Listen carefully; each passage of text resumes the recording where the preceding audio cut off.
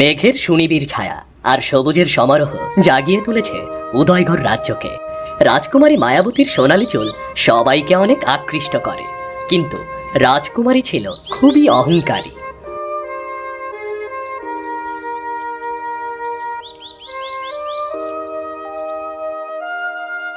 এই যে রাজকুমারী, তোমাকে আমি পুরো প্রাসাদে খুঁজে বেড়াচ্ছি।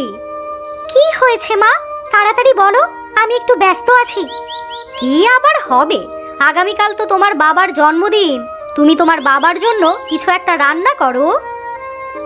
ইস, খেদে আর কাজ নেই, এই গরমের মধ্যে চুলোর পাশে গিয়ে রান্না করব। তুমি বরং কোনো দাসীকে কিছু একটা বানিয়ে দিতে বলো। তোমার রান্না করা আর দাসীর রান্না করা দুটো কি এক হলো? লক্ষ্মী মা, তোমার বাবা তোমার হাতের রান্না খেলে খুব খুশি হবে। আমাকে ক্ষমা করো মা, আমি আর এখন বাবাকে খুশি করতে পারবো না।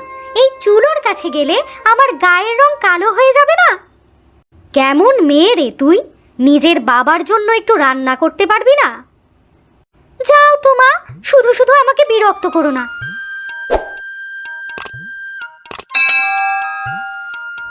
রাজকুমারী দেখতে যতটাই সুন্দরী ছিল, ঠিক ততটাই অহংকারী ছিল। নিজের মায়ের সাথে এমন দুর্ব্যবহার করার পর তার বিন্দুমাত্র কোনো অনুশোচনা ছিল না। একটু পর সে হাঁটতে বের হলো। রাস্তায় একটা রাখাল বালক সুন্দরী রাজকন্যাকে দেখে খুব অবাক হলো আর তার কাছে এগিয়ে এসে কথা বলতে শুরু করলো। কি সৌভাগ্য আমার, রাস্তায় আপনার দেখা পেলাম রাজকুমারী। কে তুই? যেই দেখলি রাজকুমারী প্রাসাদ থেকে বের হয়েছে, সেই কথা বলতে এগিয়ে এলি? বড় বাচাল ছেলে রে তুই। ইয়ে মানে, আপনি দেখতে খুবই সুন্দরী রাজকুমারী। এরকম সুন্দরী মেয়ে আমি একটাও দেখিনি। জানেন রাজকুমারী, আপনার সৌন্দর্য নিয়ে রাজ্যে খুবই আলোচনা হয়, জানেন আপনি? তোর সাহস তো কম নয়। সামান্য একটা রাখাল হয়ে তুই আমার রূপের প্রশংসা করিস? কিছু মনে করবেন না রাজকুমারী, আমার খুব ভুল হয়ে গেছে, খুব ভুল হয়ে গেছে। যা, এখনই আমার চোখের সামনে থেকে বিদায় হ, যত সব ছোট লোকের দল। রাজকুমারী এমন দুর্ব্যবহারে রাখাল খুব কষ্ট পেল। সে ভাবতেও পারেনি রাজকুমারী এতটা অহংকারী হবে।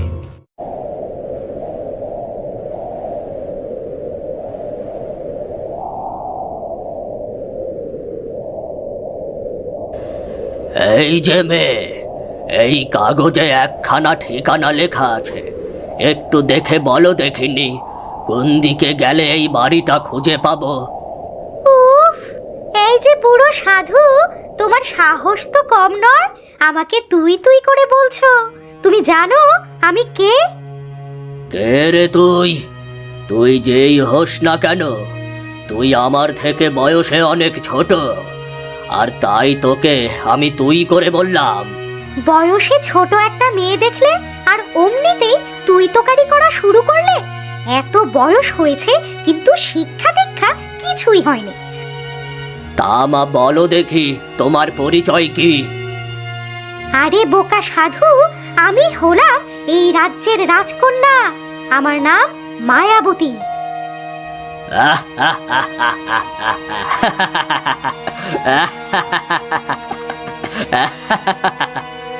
কি ব্যাপার সাধু, তুমি এভাবে হাসছো কেন? তুমি যতটাই সুন্দরী রাজকন্যা, ঠিক ততটাই বিষে পরিপূর্ণ তোমার মন। একজন সাধুকে তুমি এভাবে অপমান করেছ, আর তাই আমি তোমাকে অভিশাপ দিচ্ছি। এখন থেকে তুমি একটা নিকৃষ্ট টিয়া পাখি হয়ে যাবে। সাধুর এই অভিশাপ দেওয়ার সাথে সাথে মায়াবতী আকারে ক্ষুদ্র হতে শুরু করল এবং ধীরে ধীরে সে একটা টিয়া পাখিতে পরিণত হলো। এসব কি হচ্ছে? না না, সাধু বাবা, আমাকে ক্ষমা করে দিন। আমি বুঝতে পারিনি, দয়া করে আমাকে মানুষ বানিয়ে দিন।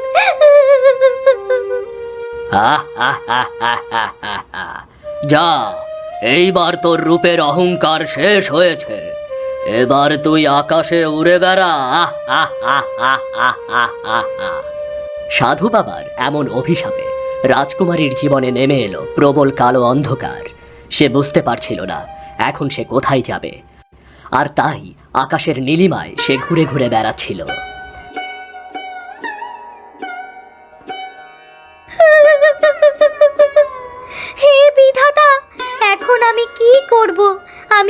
কোথায় যাব?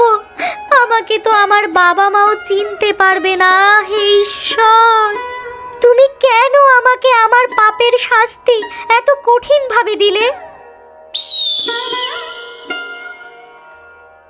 আজ সারাদিন হয়ে গেল, সকাল থেকে একটা শিকারও পেলাম না।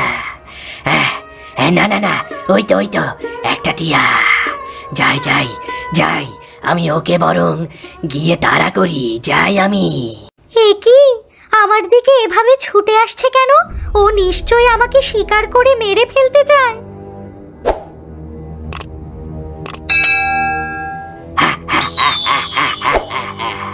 কোথায় যাবি রে তুই? তোকে আমি কোথাও পালাতে দিচ্ছি না রে, তোকে আমার শিকার করতে হবে। ঈগল পাখির এমন ক্ষিপ্র আচরণে রাজকুমারী তথা টিয়া পাখিটি খুব ভয় পেয়ে যায়। টিয়া পাখি দ্রুত বেগে ছুটতে শুরু করে এবং একটা গাছের কুঠুরির মধ্যে আশ্রয় নেয়। আরে বাহ, তুই তো খুব চালাক রে। আমার হাত থেকে বাঁচার জন্য শেষ পর্যন্ত কিনা গাছের কুঠুরিতে ঢুকে গেছিস। দয়া করে আমাকে মেরো না, আমি কোনো টিয়া পাখি নই। আমি হলাম রাজকুমারী মায়াবতী। টিয়া পাখি নাকি রাজকুমারী? শোন রাজকুমারী, কাল আবার তোকে শিকার করতে আসবো আমি।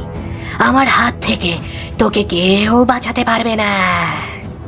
এরপর ঈগল পাখি রাজকুমারী টিয়া পাখিকে ধরতে না পেরে সেখান থেকে চলে গেল। রাজকুমারী মনের দুঃখে বসে বসে কাঁদতে লাগলো।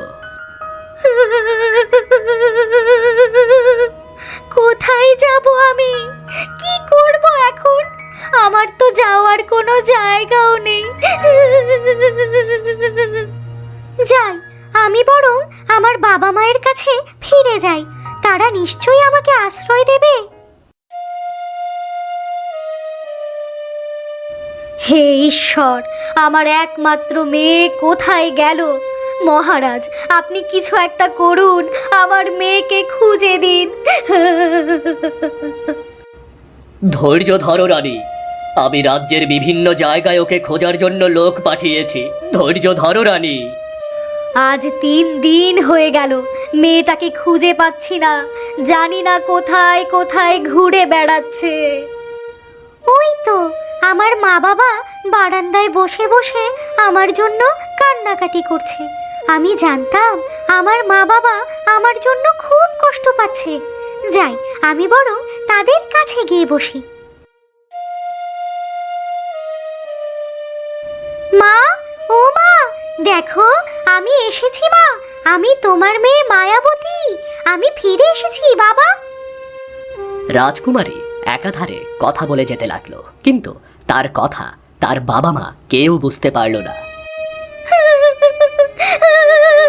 আমার মা বাবা তো আমার কথা বুঝতেই পারছে না। ঈশ্বর, এখন আমি কি করব?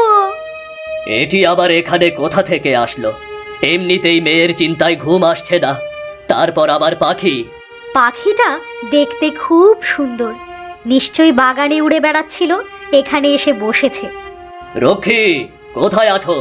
যাও, পাখিটাকে এখান থেকে নিয়ে যাও আর বাগানে ছেড়ে দিয়ে এসো। মহারাজের আদেশে একজন রক্ষী সাথে সাথে বারান্দায় প্রবেশ করলো আর রাজকুমারীকে নিয়ে সেখান থেকে চলে গেল। তার আহাজারি আর চোখের পানি কেউ দেখতে পেল না, এমনকি নিজের বাবা মাও তাকে চিনতে পারল না।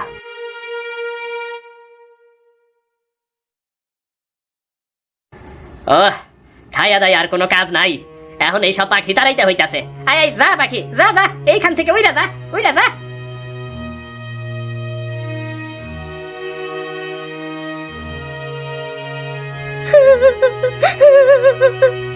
এই জীবন রেখে আমার কি হবে? নিজের মা বাবা আমাকে চিনতে পারলো না।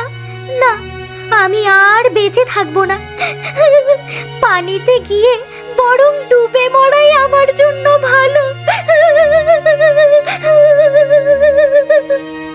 মনের দুঃখে রাজকুমারী তথা টিয়া পাখি সিদ্ধান্ত নিল সে জীবন আর রাখবে না, আর তাই সে নদীর পাড়ে গিয়ে কাঁদতে লাগলো।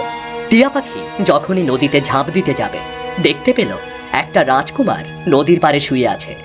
রাজকুমারী ধীরে ধীরে সেই রাজকুমারের দিকে এগিয়ে গেল আর দেখতে পেল তার সারা শরীরে অনেকগুলো সুই ফোটানো। এ কি, এই রাজকুমারের শরীরে এত সুই কেন? না না, এই রাজকুমারের নিশ্চয়ই অনেক কষ্ট হচ্ছে।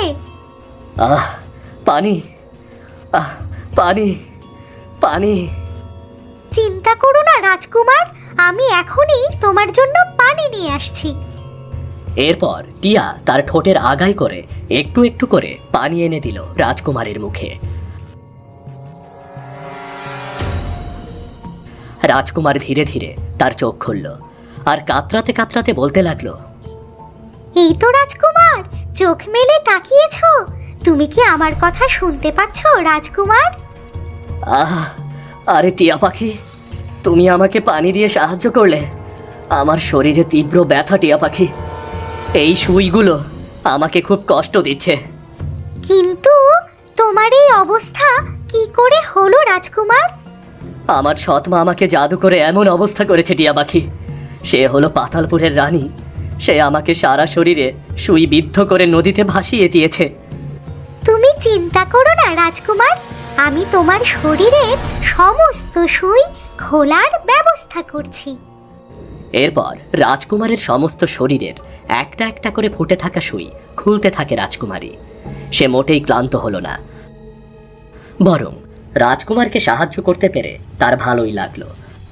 রাজকুমার, তোমার শরীরের সমস্ত সুই আমি খুলে ফেলেছি। তোমাকে ধন্যবাদ দিয়ে ছোট করব না টিয়া পাখি। তবে এবার তুমি কোথায় যাবে রাজকুমার?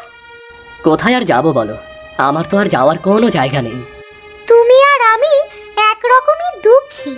রাজকুমার, চলো আমরা দুজনে জঙ্গলে থাকার কোনো একটা ব্যবস্থা করি। এরপর মায়াবতী, রাজকুমারী আর রাজকুমার জঙ্গলের ভেতরে ঘুরতে লাগলো। আর একটু পর দেখতে পেল একটা ভাঙা ঘর। এই তো রাজকুমার, আপাতত থাকার জন্য একটা জায়গা পেয়ে গেছি। তোমাকে অনেক ধন্যবাদ টিয়া পাখি, তুমি আমাকে সাহায্য করেছো। তুমি এখানে বিশ্রাম নাও রাজকুমার, আমি তোমার জন্য কিছু খাবারের ব্যবস্থা করি। এই তো গেল মায়াবতী আর রাজকুমারের কাহিনী। মায়াবতী রাজকুমারকে খাবার জোগাড় করে এনে দিত, আর রাজকুমার সেটা খেয়ে কোনো রকমে বেঁচেছিল।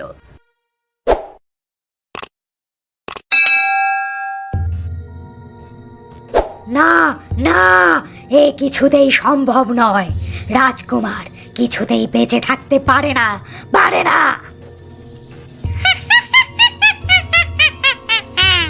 শয়তান রানী, এইবার তুই মজা বুঝবি। শয়তান আয়না, তোর সাহস তো কম নয়, আমাকে তুই টিটকারি করছিস। আচ্ছা, তুই কেমন মা? রাজকুমার তোকে কত ভালোবাসতো, আর তুই তাকে সুইবিদ্ধ করে নদীতে ফেলে দিয়েছিস। কে বলেছে, কে বলেছে আমি তার মা? আমি তো তার মা নই, আমি হলাম ওর সৎ মা। বোকা রানী, মা কখনো সৎ আর অসৎ হয় না রে, মা তো মাই হয়। বুঝবি, একদিন তুই ঠিক বুঝতে পারবি। না না, আর এক মুহূর্ত দেরি করলে চলবে না। এখনই আমাকে পাতালের ওপরে যেতে হবে, আর রাজকুমারকে গিয়ে হত্যা করতে হবে, হত্যা করতে হবে।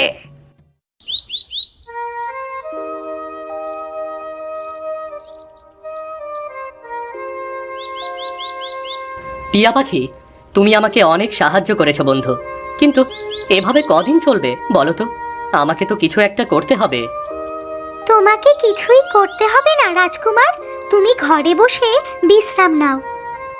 তোমাকে আর বাইরে কাজ করতে হবে না, আজ থেকে তুমি ঘরে থাকবে, আমি গিয়ে মাছ মেরে আনবো। কিন্তু তোমার সৎ মা যদি কোনোভাবে জেনে যায় তুমি এখনো বেঁচে আছো, তাহলে কিন্তু খুব খারাপ হয়ে যাবে। না না টিয়া পাখি, তুমি কোনো চিন্তা করো না।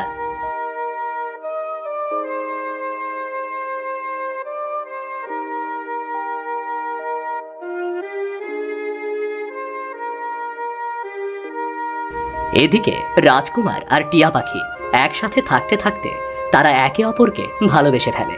কিন্তু মায়াবতী তার মনের কথা রাজকুমারকে খুলে বলতে পারে না, কারণ সে তো এখন আর মানুষ নয়, বরং সে এখন একটা পাখি। কি করব আমি? আমি তো রাজকুমারকে ভালোবেসে ফেলেছি। আমি তো রাজকুমারকে বিয়ে করে সংসার করতে চাই। না না, ওকে এসব কথা আমি কিছুতেই বলতে পারবো না। আমি তো অভিশপ্ত।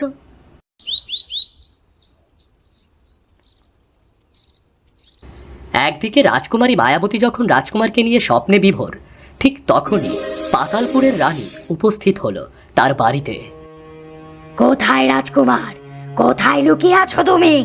আমার হাত থেকে তোমাকে কেউ বাঁচাতে পারবে না।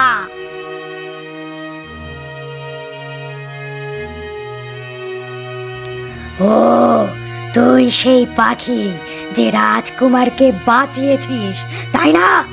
এবার বল দেখি, রাজকুমার কোথায় আছে? ওকে আমার হাতে তুলে দে। আমি বেঁচে থাকতে তুমি রাজকুমারের কোনো ক্ষতি করতে পারবে না। তোর তো বড্ড সাহস, আমার মুখে মুখে কথা বলছিস। তোকে আজকে এমন মজা দেখাবো, বাপের নাম ভুলে যাবি।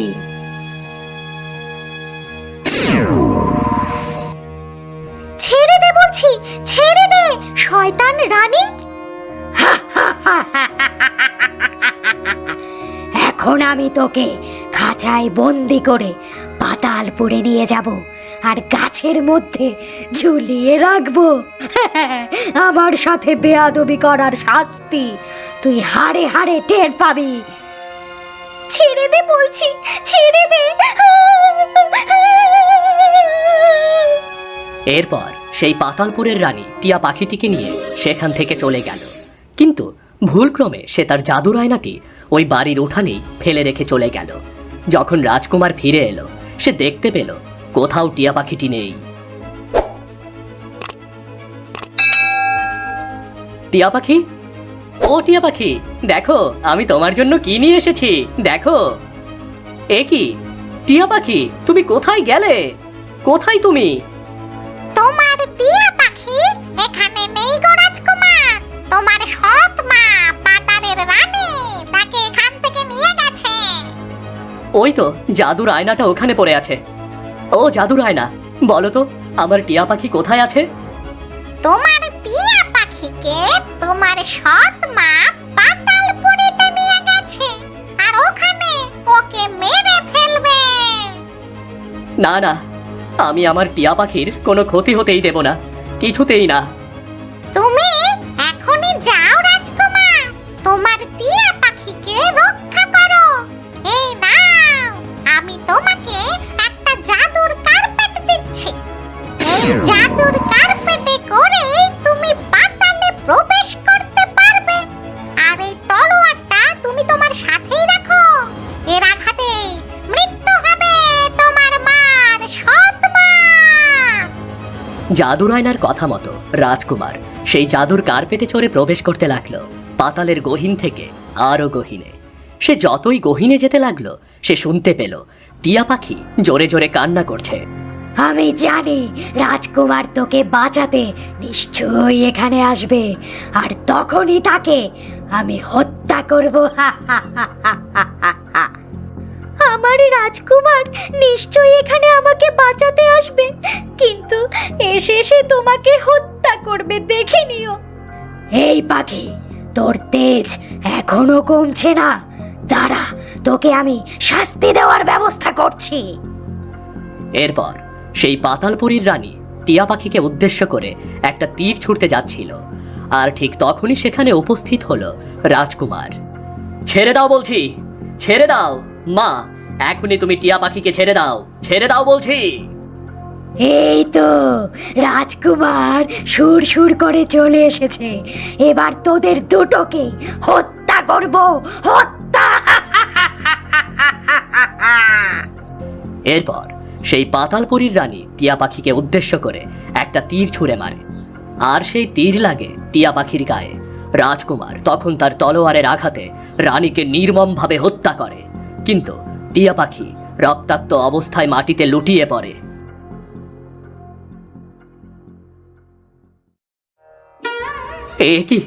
এ কি হলো তোমার? উঠে পড়ো টিয়া পাখি, উঠে পড়ো। তোমার কিছু হয়ে গেলে আমি বাঁচবো না, আমি বাঁচবো না। আমি যে তোমাকে ভালোবাসি।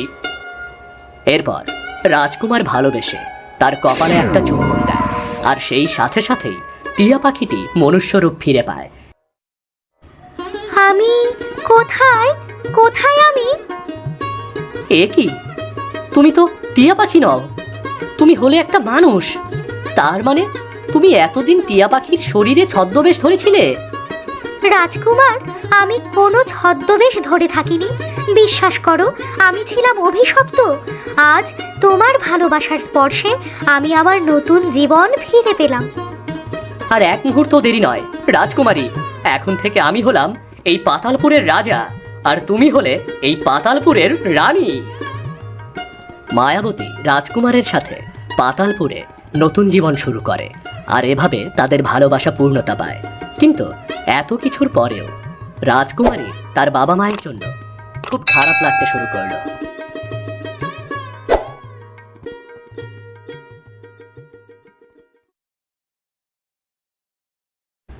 আমার মহারানীর মন খারাপ কেন? কি হয়েছে? কতদিন হয়ে গেল আমি আমার বাবা মাকে দেখিনি।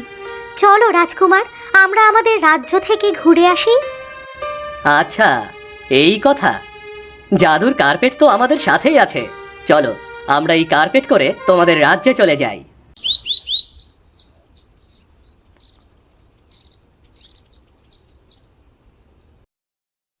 এর পরের দিন সকালবেলা মায়াবতী এবং রাজকুমার জাদুর কার্পেটে করে চলে আসে তাদের রাজ্যে। মহারাজ, মহারাজ, অদ্ভুত কাণ্ড ঘটে গেছে, অদ্ভুত কাণ্ড ঘটে গেছে। আমাগো রাজকুমারী ফিরাইছে, ফিরাইছে আমাগো রাজকুমারী। কি বলছো তুমি রক্ষী? আমার মেয়ে ফিরে এসেছে? কোথায় সে? তাকে তাড়াতাড়ি আবার কাছে নিয়ে এসো। কোথায় সে, কোথায়?